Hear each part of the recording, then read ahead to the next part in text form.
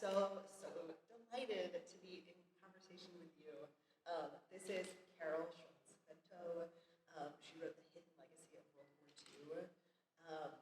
That's the first book that I read as I was starting research for the show that is premiering next week, Always the Hour, as I wanted to understand more about the legacy of my grandfather's potential PTSD. I wanted to read about it, and Carol's book was the first book, and was it felt like a sign that I was on the right track reading this because it rang so true. Yeah. It was so great.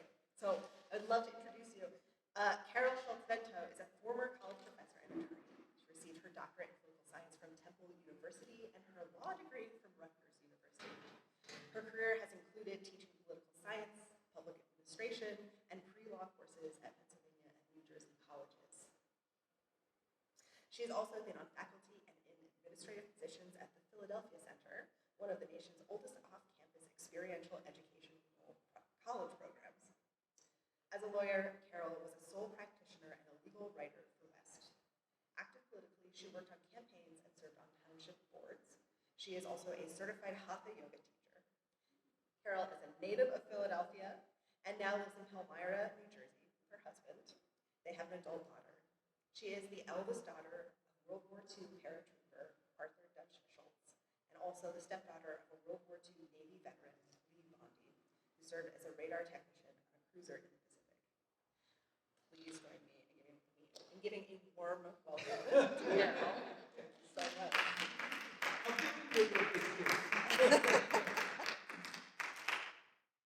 Hi, everybody. Thanks for coming. I wanted to start just to talk about the issue of intergenerational trauma. There was an article in the Washington Post just this week by a trauma therapist who had talked about the impact of intergenerational trauma. And as Annie said, that's sort of just becoming more present in the literature and our societal knowledge that trauma can be passed down through generations. It affects the well-being of future generations, not just the children, but also the grandchildren, and maybe even further down. There's a body of science called epigenetics, and I don't know a whole lot about it, but what I know is that they think that your DNA is somewhat changed by the trauma of your ancestors. So part of the reason I wrote this book was because my dad, I'm going to put this up. My dad was featured in this World War II movie, which was a big hit back in the 60s. And it's shown pretty much on every anniversary of like Memorial Day or D-Day or Veterans Day.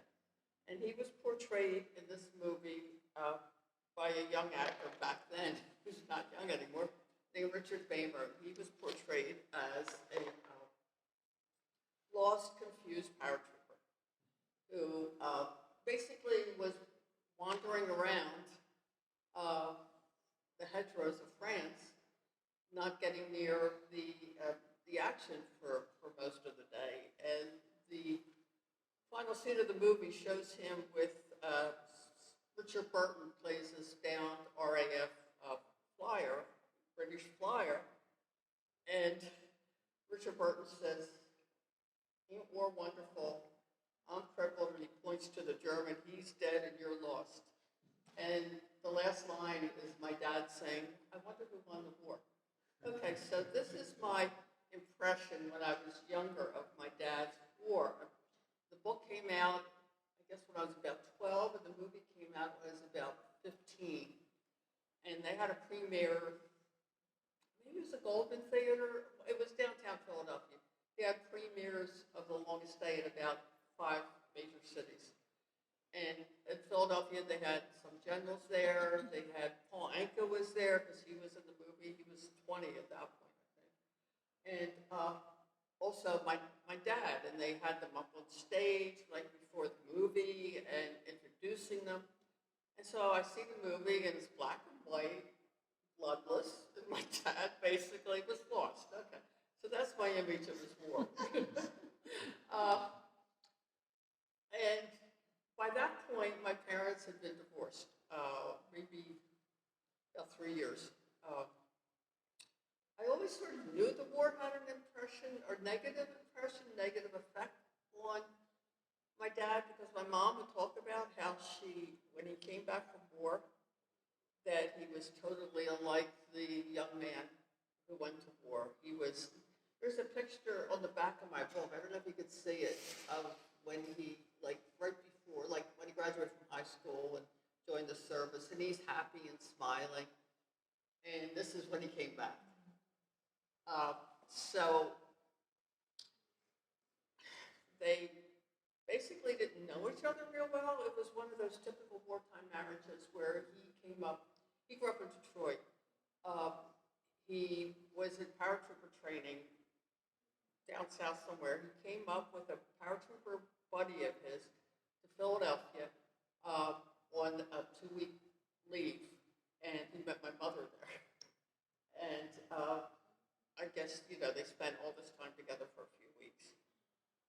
He went back down south, came back up, spent some more time. So probably they spent maybe a month together totally before he came back. And he came back from the war in early December of 1945, came right to Philadelphia, and they got married on December 22nd, 1945. So they really didn't know each other too well. But my mom told me that from the beginning, he had these horrible, horrible nightmares where he'd be screaming and saying, "There they come," and he'd be running down the steps holding an imaginary gun. They went out to California because his parents had moved there by then, and she said all he did was drink. And she was a beautician. She was from an Italian family, Italian immigrant family in Philadelphia, and this was totally foreign to her. She was very protected. Her father had died when she was 2. My Italian grandma, ran a tight ship with her 4 kids, and my Italian grandma would be like, "You married that American? Why are you married that American?" She was not happy about it. So then my mother went cross country. They were going to stay in California. He was going to go to college, and my mom got really lonely. After about 2 months, he was drinking and living with his parents. So she decided she didn't want to be married anymore. She left California, got back to Philly, realized she was pregnant with me. And she let him know, and then he said, "Well, come back here, and then we'll come back to Philly." So she had gone back, I think, by train, came back by plane with him, and then they drove back from San Francisco to Philly, all the while, she must have been 6 months pregnant by then, decided to stay married. I always felt sort of guilty because I was the reason they stayed married. And because there was a lot of sort of heartache after that. They stayed married for 12 years. He rejoined the Army. He had left as an 82nd Airborne paratrooper. He rejoined the Army a year later because he couldn't get a decent job. And he became a counterintelligence agent for the Army. We spent a year in Austria. I spent first grade in Austria. And then they were having problems then because my mom and my sister and I came back 6, 7 months before him because they were having problems. But they stayed together until I was about 12 or so. But meanwhile, the year after I was born, they lost a baby I think she had microcephaly. So they had lost a baby. And then years later, my younger sister, who was 4 years younger than me, she died at the age of 22. And she died on a Thanksgiving, November 22nd, 1973, in a motorcycle accident. She was on the back of the motorcycle with her.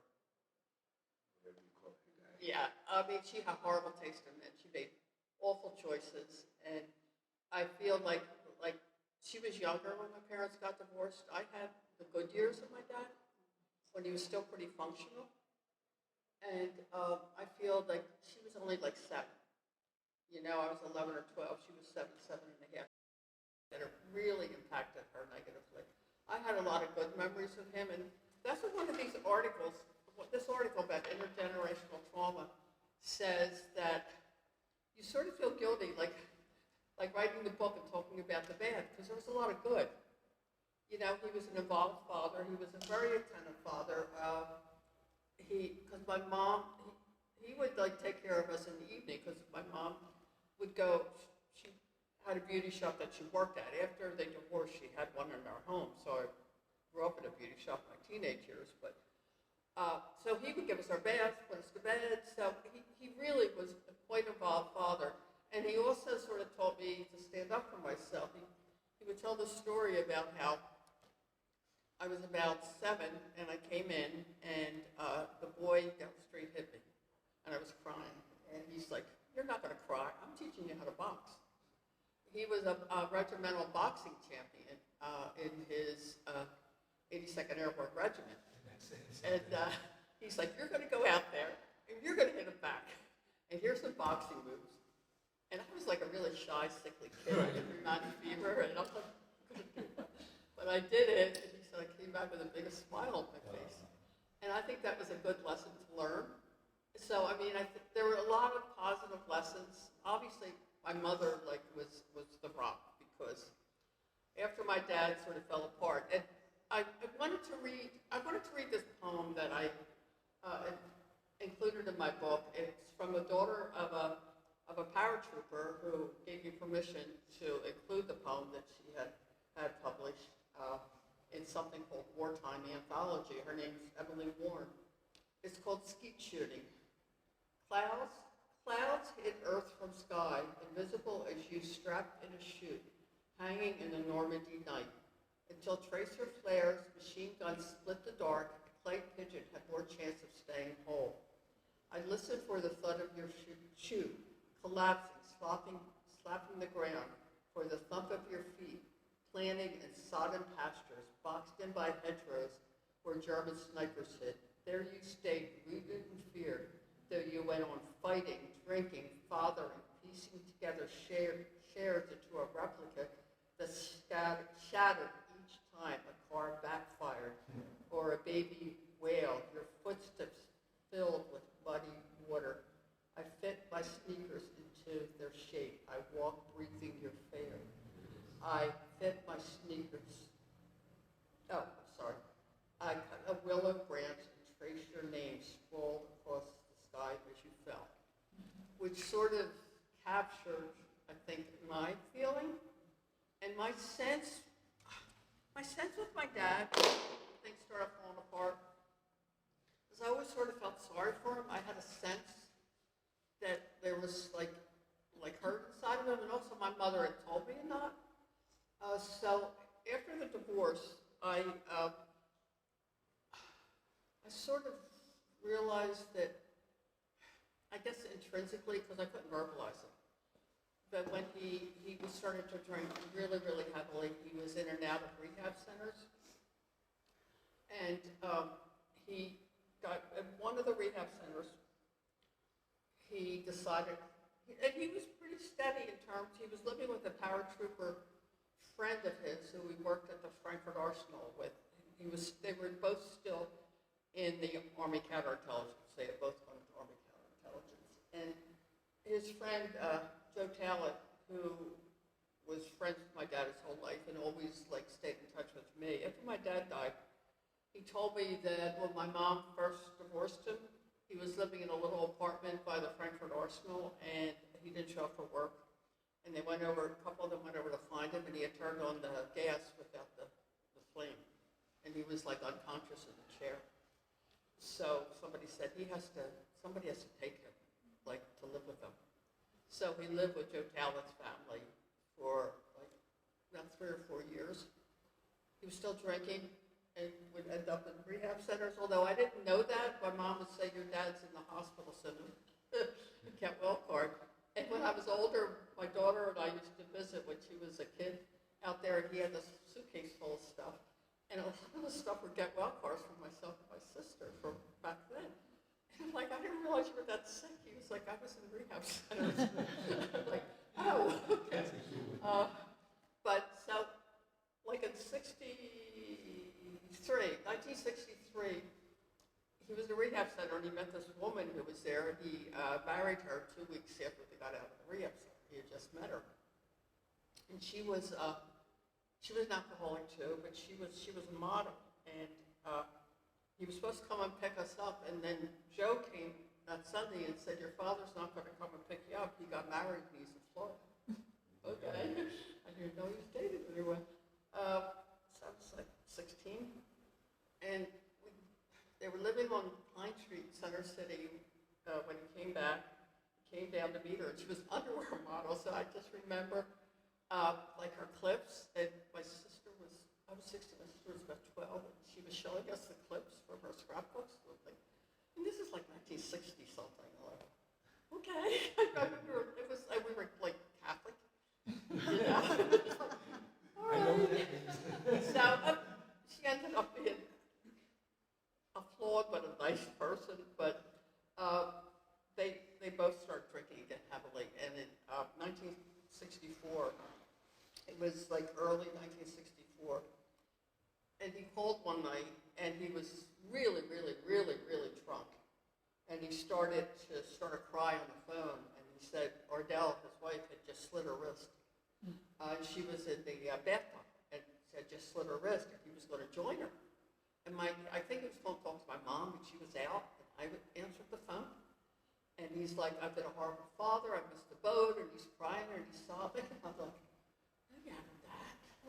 You know, I was like trying to really talk him down, and like my mom like came in, or she might have just come in, and she talked to him, and I think she sort of settled him down somewhat, but I was really afraid like he was going to kill himself, you know, because he kept saying, I'm going to join her, I'm going to join her, and my mom like told Joe.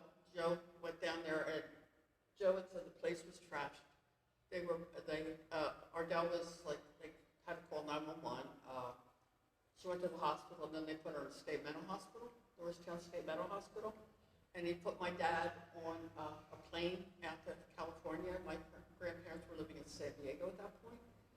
And he basically ended up in San Diego, no job, like nothing, like totally, he had lost his business. He had left the Army Counterintelligence, had a private detective agency, he had lost his business, he had just, his reputation was in shatters, he had no place to live. So he went out to California. She got out of the mental hospital about 3 months later. And he went to the VA for help, he was trying to get help. And I was able to find out after he died, I knew my dad had gone to the VA from 1946 on for help. And they kept saying, like, anxiety neurosis, blah, blah, blah. But this was his diagnosis in 1964, a psychiatric evaluation from the VA. The veteran has psychoneurosis, chronic anxiety reaction, extreme tenseness and self-pity, with low tolerance for frustration, inability to digest wartime experiences, recurrent depressive episodes with secondary alcoholism, marginal social and poor economic and occupational adjustment, marked impairment. Of course, they didn't give him anything, any help. PTSD wasn't even a diagnosis until 1980, after the Vietnam War, when the Vietnam vets were like sort of demanding help. All that was a lymphus. Yeah, then it became a diagnosis in the DSM-3. But meanwhile, if you're going for help here, they're like blaming you, really. This is pretty much blame, which is what they did to thousands and thousands of World War II combat veterans, including your grandfather. I don't even know if he went for help, but even if you did, you weren't going to get it. But luckily, after he got the PTSD diagnosis when he was 80 years old, because he kept fighting for it and fighting for it and fighting for it. And he kept appealing, and finally, guess the psychiatrist that he talked to then was like, this has been like a miscarriage of justice to not do this, but they were aware. They were aware of it by that point.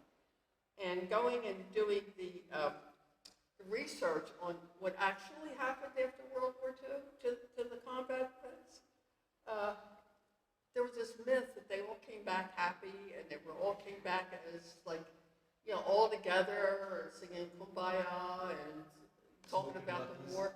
They didn't even come back together. A lot of times they didn't start together. My dad went into Normandy and joined the 82nd Airborne, but the 82nd Airborne had already had 2 jumps in Sicily and mainland Italy. So there were already people, paratroopers who were killed. He was a replacement. They would send replacements in to fill in the slots of people who were killed or wounded. All right, so they didn't all come in as like, they might come in as a unit in 1941, but during that period of time, they weren't sent in as units. They were sent in as individuals. Coming home, they didn't come home as a unit. They came home based on this point system. And it was how much combat you had, how long you were in the service. So they came home sort of separately. So they weren't sitting on the boat talking to their buddies about, you know. Experiences. Yeah, their experiences. So that was sort of like a myth, because I read something by a psychiatrist who dealt with Vietnam veterans, and he said, this is different from World War II veterans who all came home able to talk about it on their ride home. And I'm like, no. No. What really shocked me was when they came home, in terms of how many hospitals there were. There were 138, I think, hospitals, VA hospitals, 68, yeah, here it was, 109 general VA hospitals and 38 neuropsychiatric hospitals. More than half of the beds were filled with psychiatric cases, accounting for 60% of veterans' hospitalization in the 50s. Wow. And these are the ones who actually had to be hospitalized. There were people like my dad, your grandfather, who weren't hospitalized. A lot of them were afraid to be hospitalized because the treatments that they had ranged from insulin shock therapy, electric shock therapy, and lobotomies. And that's what really shocked me, how many lobotomies the World War II veterans were given. You've seen all Flew Over the Cuckoo's Nest, where they look, I mean, I just thought that was fantasy when I first saw it, but it was true. They lobotomized them, and I got a call, like, my book came out like 10 years ago, and I got an email from a writer from the Wall Street Journal saying he was doing an article on lobotomies on World War II veterans, and he asked me if I knew anything about it. And I said, basically what I had researched, because I found the old journal articles, but also when I started the book, I was doing my own social media stuff. But someone contacted me and said his father was a veteran who had been lobotomized out in California. And he basically became a vegetable and died. So I put the reporter in touch with that man, and he featured him as one of them. So, I mean, I was like, lobotomies? Are you kidding me? No wonder they were afraid, some of them were afraid to get help. So really, it was not a smooth homecoming. The whole thing about the greatest generation, yeah, they were the greatest generation in some ways, but at the same time, there was a lot of turmoil, there was a lot of tragedy, there was a lot of untold stories. And when I wanted to write a book, my dad was still alive.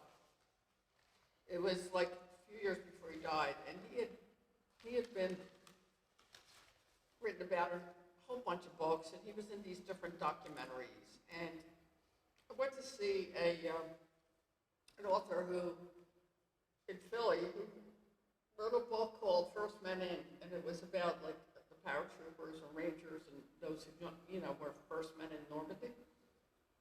And if I talked to the author, because he had included my dad in the book, I said to my dad, you've been written about like by others, but like I haven't. Like I want to write about you. And he said, no, write about your experience being the daughter of a World War II. And that was combat veteran. And that's thankfully my dad having been interviewed by different authors. There were a lot of archives that I could go, and I got all this VA stuff. Sorry. There you go, take this. Thanks. Right.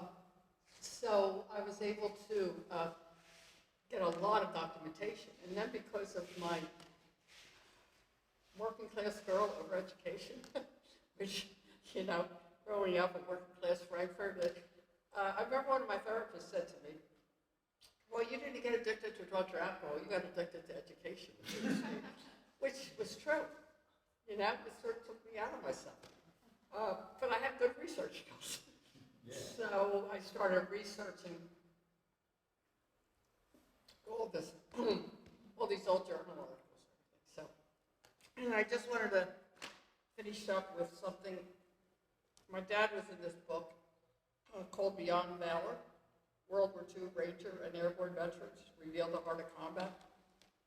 And just sort of like he has interviews with a number of them. And I just wanted to read this section about when my dad, after they got into Normandy, when we were moving forward, a friend of mine ran across a German soldier lying on the ground crying for help, obviously in a great deal of pain. My friend went up to him, started prodding the man with his rifle, asking for his pistol. The German was still crying. My friend put the muzzle of the rifle between the German's eyes and pulled the trigger. I watched him, and there was no movement in my friend's face. I was both appalled and awed by what I saw. There was a part of me that wanted to be just like him. I wanted to be tough like they taught us in training, but I couldn't. 50 years later, I saw him for the first time since the war reunion brought up the incident, and he broke down in tears. I kept stuffing my fears inside. I buried them deep. I was presenting a false bravado. It caused me to cross the line and later in life start drinking. About 15 years after the war, I broke down completely. Finally, during the mid-60s, I stopped drinking and have been sober ever since. For me, World War II was a constant struggle with myself.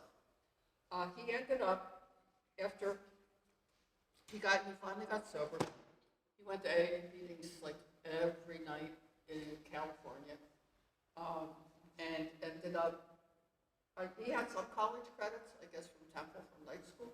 He ended up going to college on the VI bill. I guess he graduated from college around the same time I did, because I was going to Temple in those years. And then he came back to Philadelphia. He was able to get a job at Eagleville, which was for alcoholics. I don't know if it's just for a hospital for alcoholics and drug addicts now. But his wife, the psychiatrist that treated her at the mental health hospital in Norristown, was at Eagleville, and he hired both of them. My dad ran the men's program. But the hardest thing was when he was out there getting himself sober, he didn't have hardly any contact with us. He had some, he wrote letters and stuff. But I was at Temple, I was an undergraduate, walking down Broad Street, and this man walks past me with another man, and I'm like, holy crap, that's my father. Walked right past me. And I just like stood there. It's like, he's in California, right? I just stood there, and I remember, I think I was dating you at that point. And I met you for lunch, and you and your friend, and I started walking around campus like looking for him. And I went home to my mom, and she called good old Joe, and Joe's like, oh yeah, he's been back for 2 weeks. And so my dad called me, and I'm like, wow, I was really hurt that he never told us he was back. And, so we tried to sort of rebuild a relationship then. He ended up being the director of the drug and alcohol abuse program for adolescents and young adults called Today up in Bucks County. Then he and his second wife got divorced, And I don't know why she stayed today, but he took off and went out to California.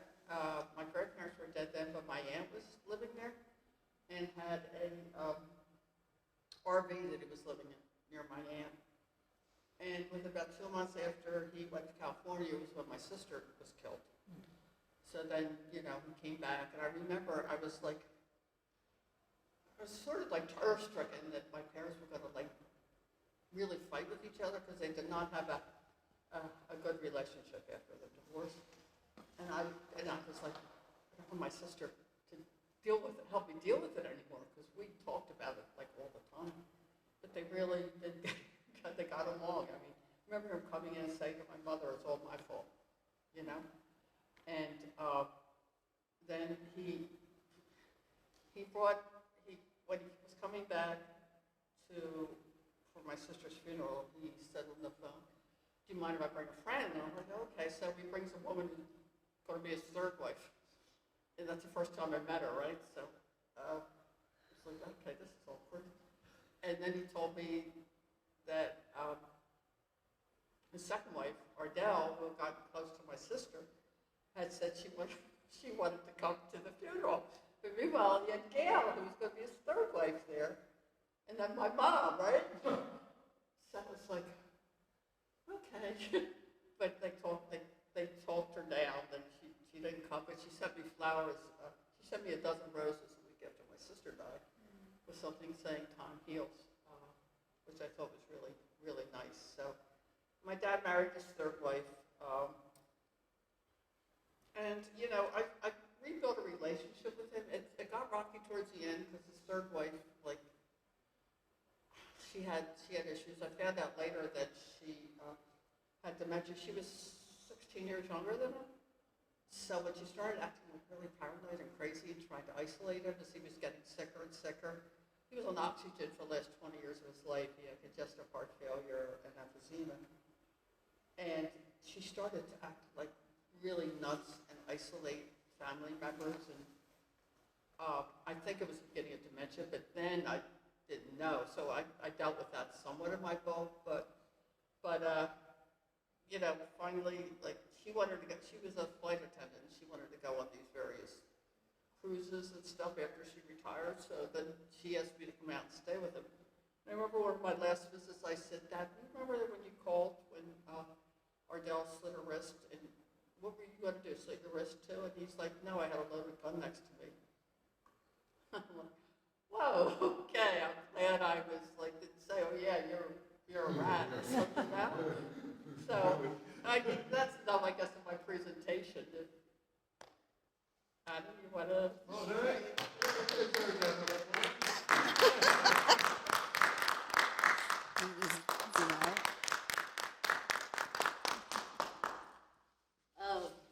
Oh my goodness, it's such a wealth of information and storytelling.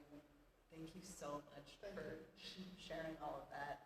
I feel like I was writing down notes. There's so many things to follow up on. We only have a few minutes. I think this is a question that I asked my mom that I would love to ask you. And also, if you're like, I don't feel like answering that, totally fine. The question is, can you recall or can you draw up the feeling of how it felt in your body to be in relationship with your dad? Yeah, when you recall, or when you would have these conversations with him later in life, what it might have felt like. Oh, well, it felt good when the things were good, because we were rebuilding a relationship, and I was able to speak with him honestly, and we were able to talk about what he had gone through, what I had gone through.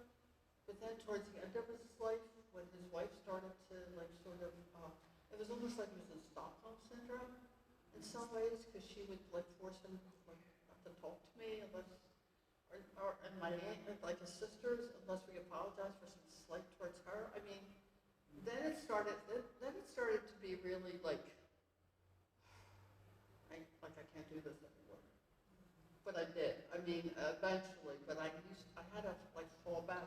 But the question you said about how felt your body. When I first started going to therapy, I've been on and off, and I went to therapy, I guess, in my 40s, and I was lucky to find a therapist who's, and this was pure chance, but his father was World War II Marine who was wounded on Iwo Jima.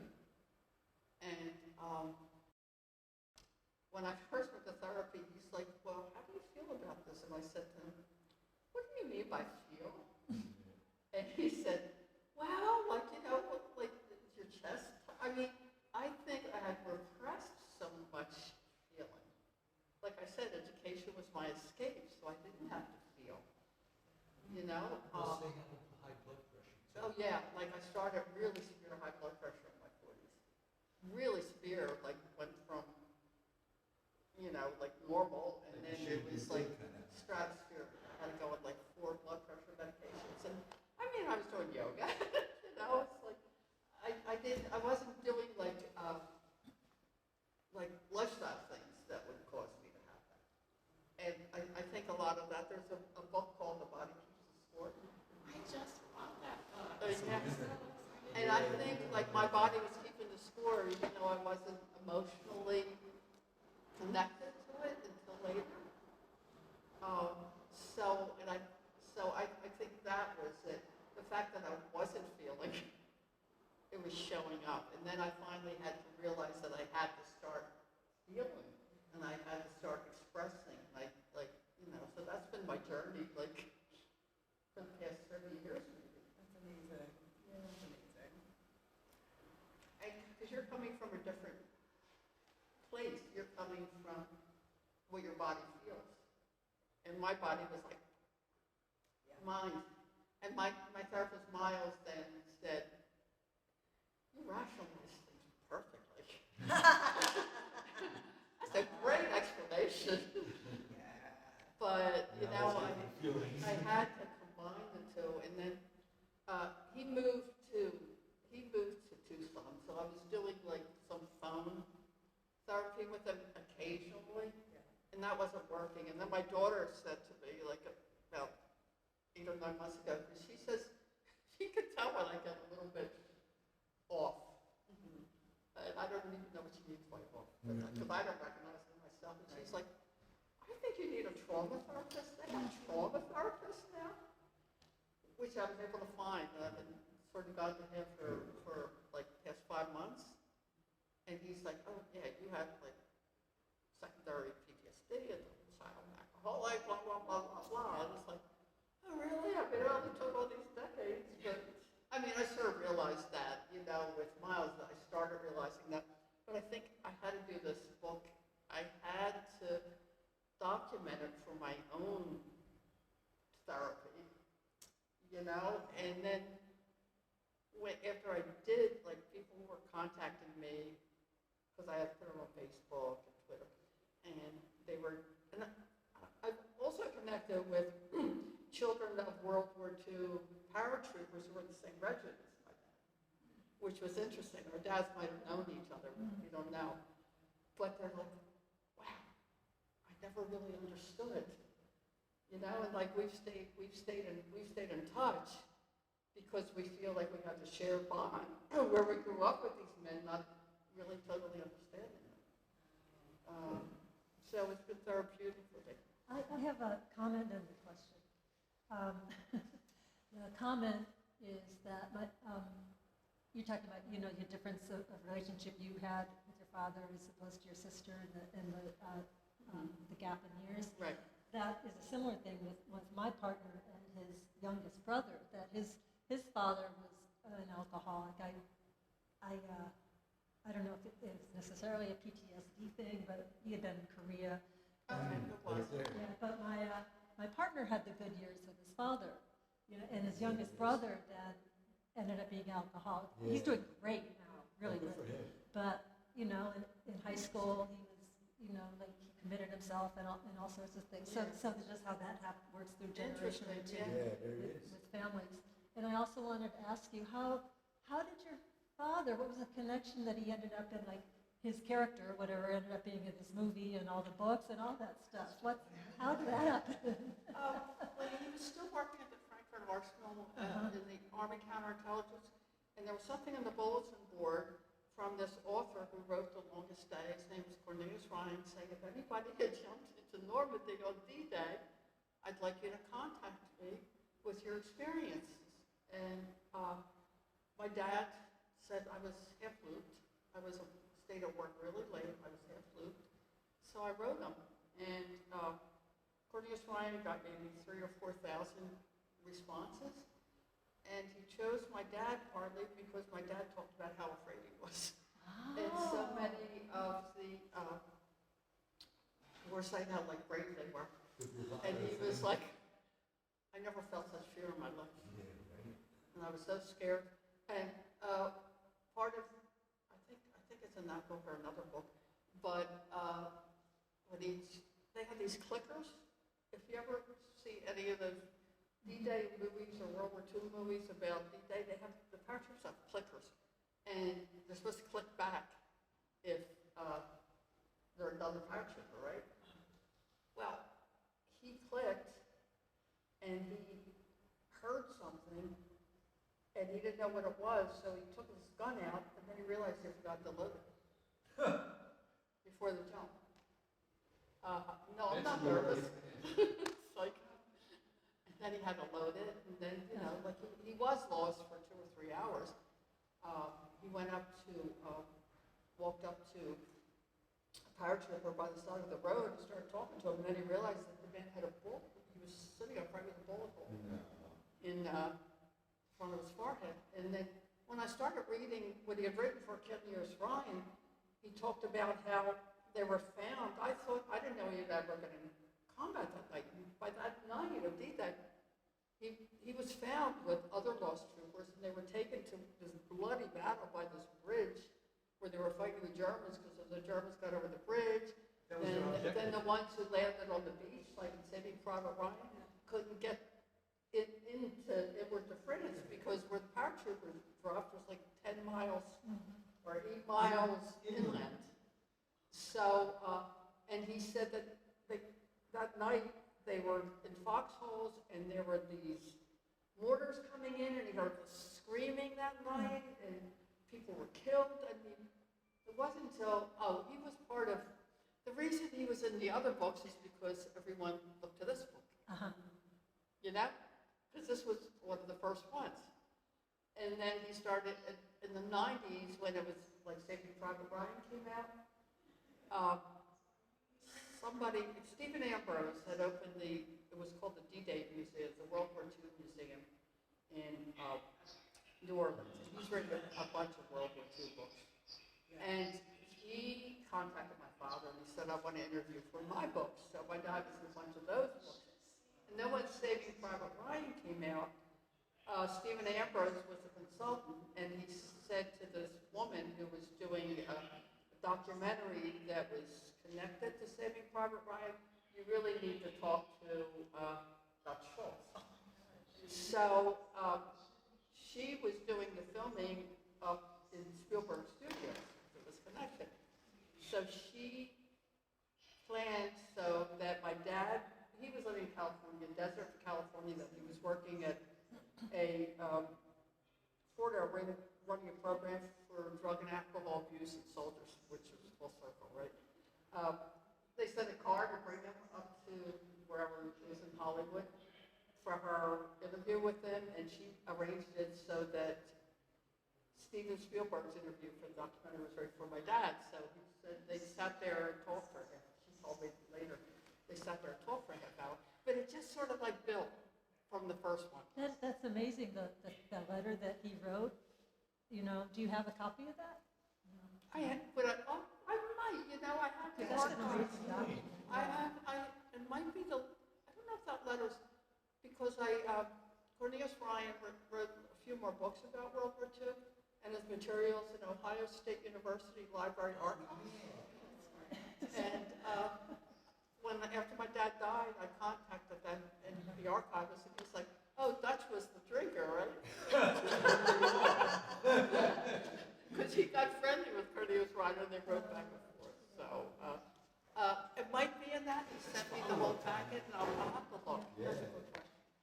I wanted to say thank you so much for sharing your story. I think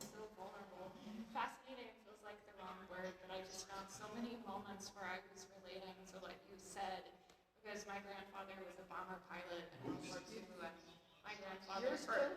yeah, and my father was a Marine during the Vietnam Oh, War. He wow. was also a boxer. No kidding. Oh, wow. And Maybe you were sister by a mountain mother or something. Or a daughter. it's just such important work that you're doing. I can't wait to read your book.